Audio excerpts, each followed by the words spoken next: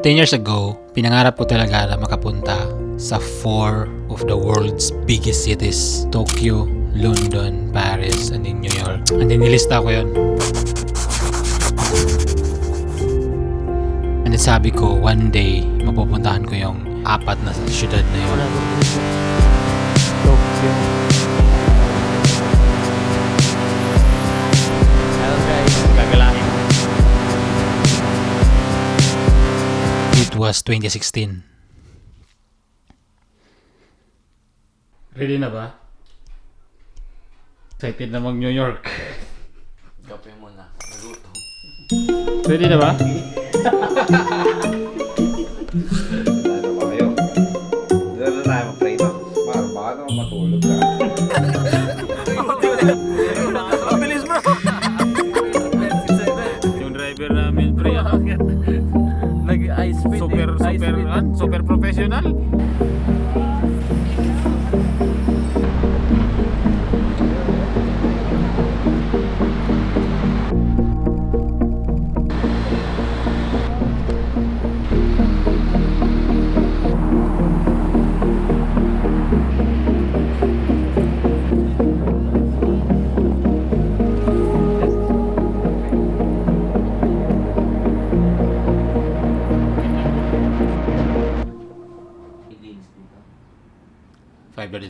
So, last full day in New York. Try namin ngayon mag-jogging sa Central Park, which is ilang minutes? 45 to 1 hour. 45 to 1 hour jogging. Kaya?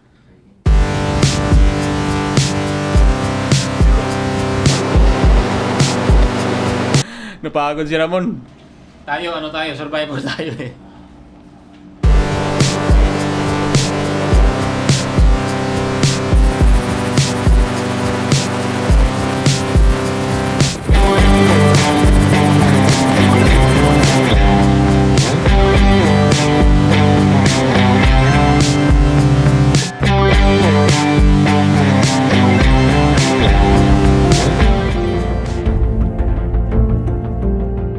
Hello guys, alam mo yung kung anong masakit? May mahal na siyang iba, okay? Guys, ito na talaga. Natupad na ang dati. Pangarap lang talaga to. Ngayon, natupad na talaga. Kaso lang, ang init. Pinawisan kami ng husto.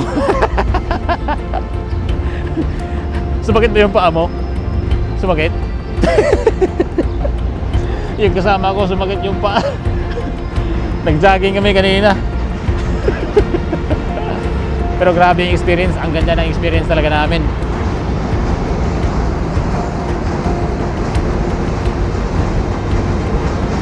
Ang ganda ng experience kanina.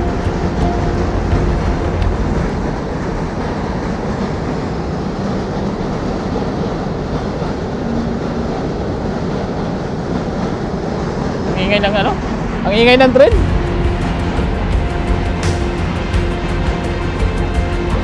Masaya ba, Mon? Masaya? Okay?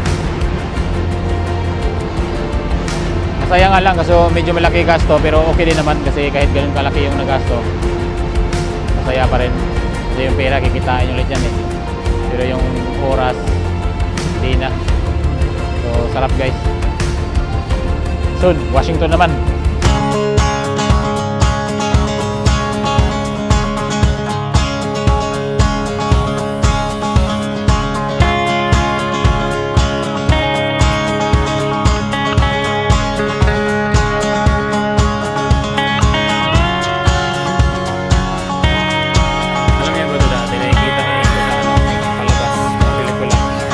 Dito na talaga oh.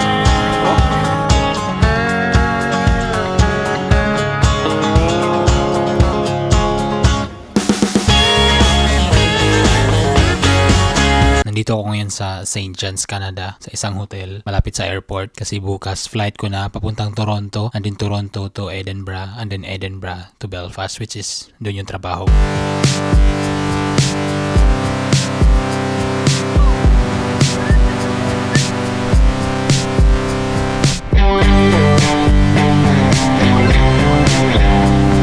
I am very thankful kay God kasi binigyan niya ako ng wisdom para ma-achieve ko yung mga bagay na ito. Kasi kung ako lang talaga, hindi ko kaya.